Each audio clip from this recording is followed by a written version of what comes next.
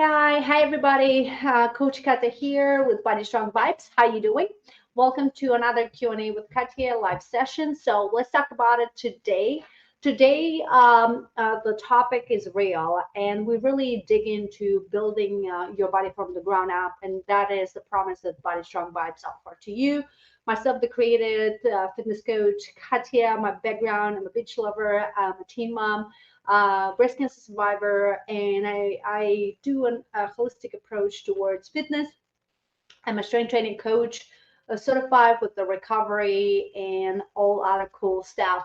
And I'm diving more into it. So, Body Strong Vibes is all about um, specific framework based on building your muscle. So anyway, from that, we're moving in the April topic. And April topic is for this live Q&A, are you training for getting stronger or to burn calories?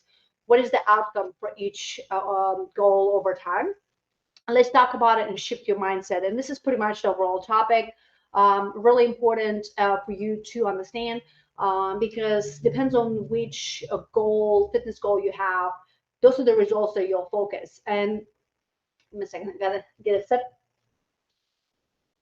And that's very important. That's a real conversation that any potential client through the discovery call or any existing client that we reassess and redirect and have that clear vision of what fitness goal you want to achieve. I'm all about muscle building. We do incorporate cardio, but this is the framework that I really love to coach. So going through it, a couple questions that I have in mind is there are four questions that we'll tap into this Q&A for April is what is the long-term goal and the short-term goal in fitness? And we'll see what does the long-term goal, and that's the training for becoming stronger. And the short-term goal is focusing your fitness routine and your fitness goals on burning calories. How then we're breaking it down. How is to train to become stronger? How's to train to burn calories, and what is the difference in between? And the last one, why muscles versus calorie? Is it the optimal train gear? And that's something that I really want to share that with you. So, nonetheless, moving forward is training. The two different modalities, and I always advise is if you are a beginner, you really start into your fitness journey, building a plan for a fitness routine, want to become more healthier. You'll hear the first conversation I have with any potential client, existing client is I want to become healthy. I want to improve my quality of life. I want to have less pain. We kind of start with those. I want to get healthier, which sounds more like a long-term goal. Then the kind of conversation dives into more specific is, hey, I want to lose calories, and I kind of watch. I want to lose weight, so I'm focusing on my calories. And you'll see that we really associate the losing weight with calories, and that's what fitness industry feeds to us. It's all about that. It's all about specific diet, fat diet, and it's all about burning calories. And yes, it is true. The most simplest formula to lose weight is calories in, calories out. Bottom line, there's no discussion there. I'm not arguing that. That's great. What happens is when you actually shift your fitness into burning calories fitness. So what that means is when you do a fitness routine, you are concentrated. If you have a smartwatch, your phone, you concentrate on how many calories you burn during the workout. And I know a lot of moms, a lot of females out there, this is your goal because you think that if you burn more than 300 calories at a workout, let's say 30 minutes, 45 minutes, an hour. I know people that do an hour and a half. If you do any workout, a HIIT, running, combining strength training with running, whatever the combination is, you are focusing always on the calorie. Nothing calories, nothing wrong with it. I did the same thing in my beginning journey of pursuing fitness.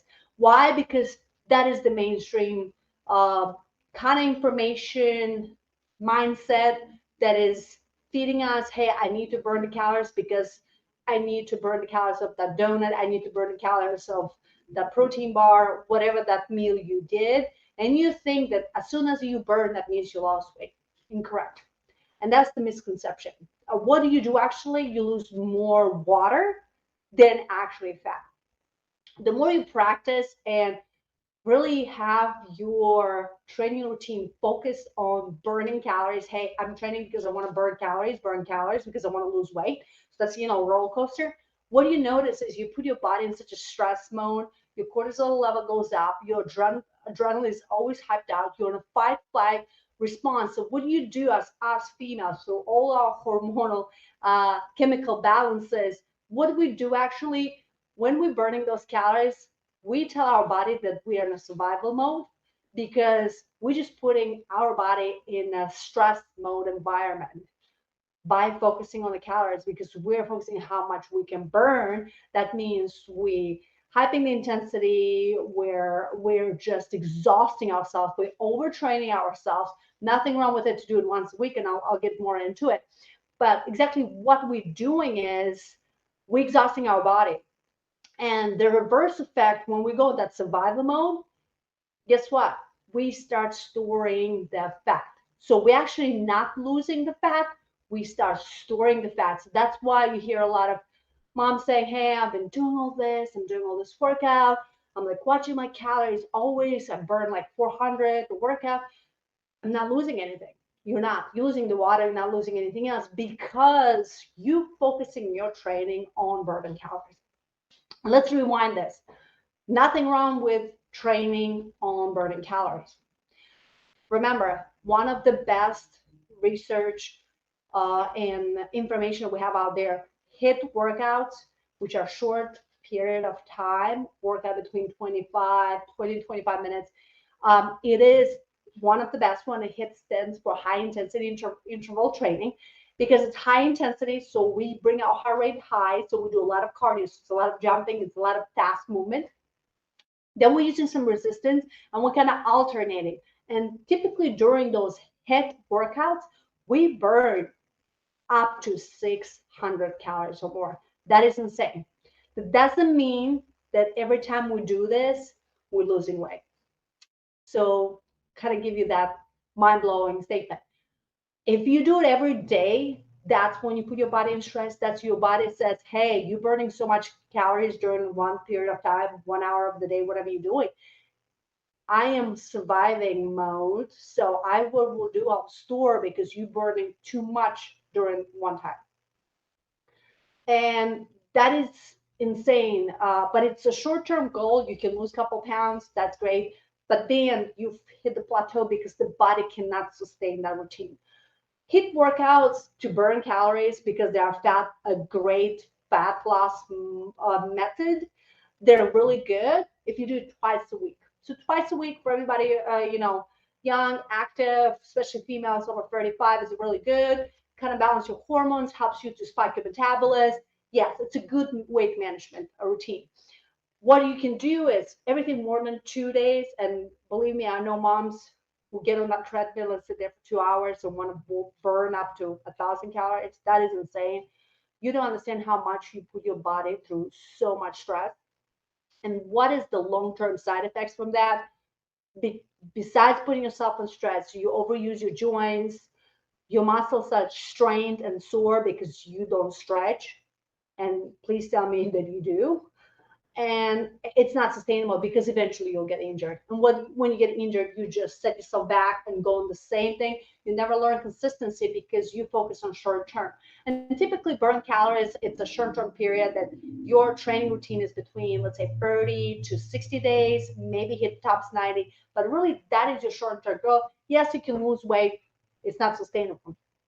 And it's great as a startup, but you want to move to the next level and becoming a more sustainable routine.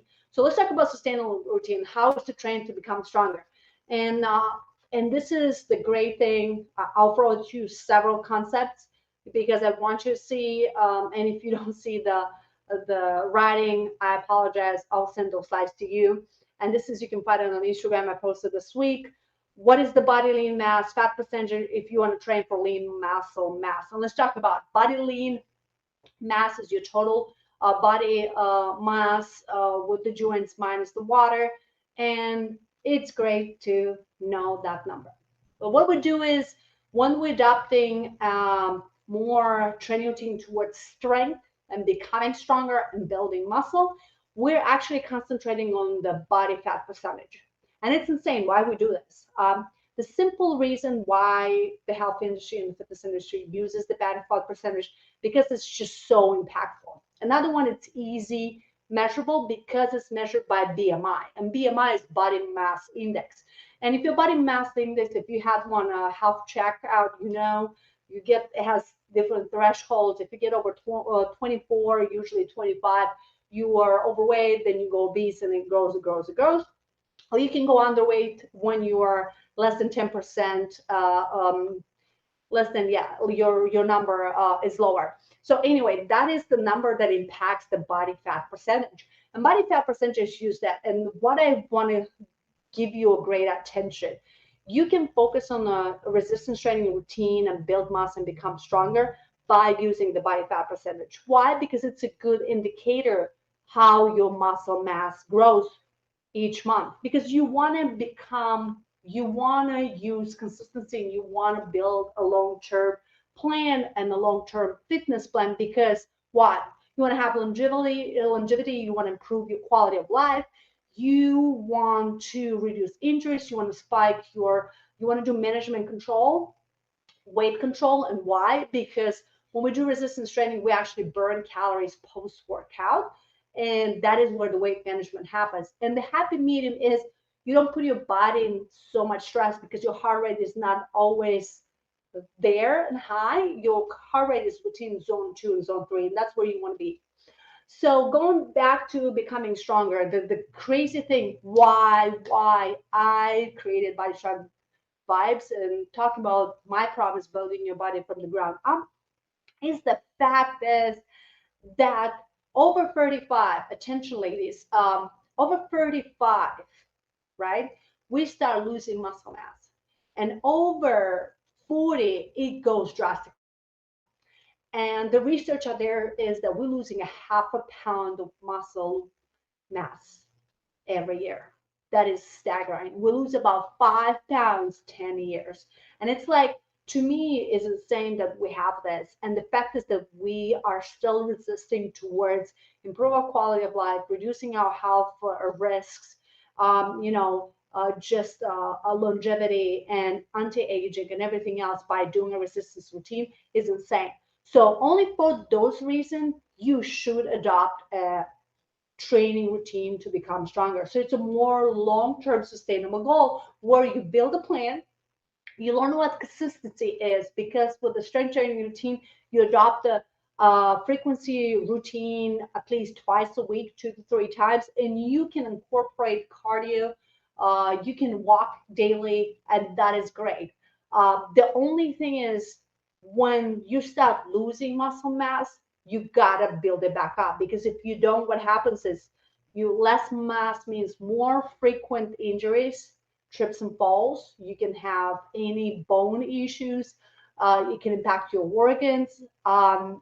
Any health issue, any health event can have a huge effect and impact over your life and your quality of life.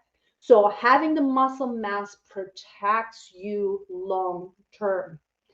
Okay. And specifically, as you go in premenopause, postmenopause, you lose muscle mass more as you are adopting and choosing to train to become stronger, which means growing your muscle and maintaining your muscle at the same time. You are slowing down the aging process. You are slowing down sarcopenia, which is the slowing decrease of your muscle mass in your body, and that is skeletal muscle and everything else. And that percentage, and you'll see all this, and it's just insane. You only can see how your lean muscle mass fluctuates every month. And typically with women is between, let's say, you want to have it over 50%, and you can calculate that insanely. We have 3D scans that will give you, and my focus with every client is to focus them to notice the muscle. It can be visible through your clothes. It can be the strength, like, hey, I can lift more, I'm more active, I sleep better, because what it does, it improves your quality of life. As you know, we females, we get impacted monthly, if you're not in menopause yet, with our menstrual cycle. And what happens is we retain so much water during our menstrual cycle, which is between 2 to 5 pounds. It always affects also our lean muscle mass. So that, like I said, that percentage fluctuates, and you want to have it over 50%. And we typically, women, we can get to 75, and that's the most athletic, competition level female. But we can build that muscle, not even having testosterone, and that's kind of insane. And the more we have it, the better we are. We'll not get bulky, but we'll protect ourselves long term to reduce any hip injuries or displacement, any shoulder, elbow, wrist, or anything else. Because remember, protects your tendons and also protects any fiber, because muscle, what muscle is? Muscle is fiber, and also it's very pliable. So we want to have that. So going back to the body fat percentage, this is focus and what helps us to assess muscle mass and effectiveness of our training. And that's something that I want to bring that to your attention. The rule of thumb: the more lean mass measured feels more on the clothes, fitting better, you feel toned. This is an essential range that promotes your overall health. And we talked about that too. So anyway, let me go back to here. So let me go back actually to the questions to make sure that I'm all on track. Is going back to here. So this is the difference, and it's nothing wrong. Both goals are great. It's just the burning calories is not sustainable. It's a good start out for anybody who's a beginner. You should incorporate a HIIT workout if you want to. Should try that one out, but you really want to focus after 30 and specifically 35. The sweet spot I find with the clients, I train everybody over 40, but I think the sweet spot for me personally is between 35 and 45. Over 50 is doable too. It just takes a little bit longer to get into that routine because your body's just not used to grow muscle mass because you already lost so much. So it's for us to regain, to get to the optimal condition before we really vamp everything else. So why muscle versus calorie is an optimal training game? And I already told you why. And it's just the same that I will repeat myself again. It's for longevity, is for bone protection, it is for overall quality of life, and it's weight management. Remember, when you do weight training, you actually burn more energy. You burn more fuel. So consequently, after your workout, you burn calories. So it's not only when you focus on burning calories training, you burn calories during that training. You will not burn pause because you just create this huge spike in your body. Your body responds to the heavy stress that is put through. When you do resistance training, it is sometimes a good resistance that is challenging to you, and we start at 50%. 50 to 65 is good. Moving into 70, 80. And if you want to challenge yourself, you can go into 90% over. Typically with regular clients, we do not do this. We try to promote safety because we still want to maintain as we grow and maintain that muscle mass, because we know on long term that is good for us. That keeps our weight in check, that keeps our bones protected, and our joints become much stronger. And as we do weight resistance training, we also increase the bone density in our bones. That tissue grows, and that's amazing. So those are a couple of the things why. And and is and it's the most optimal because over time we'll learn how to build consistency, and we're not sporadic in our training, because when we do burn calories, we get so much overtrained and stressed. It's the likelihood of us to give up and stop training. So we completely sabotage our fitness goals.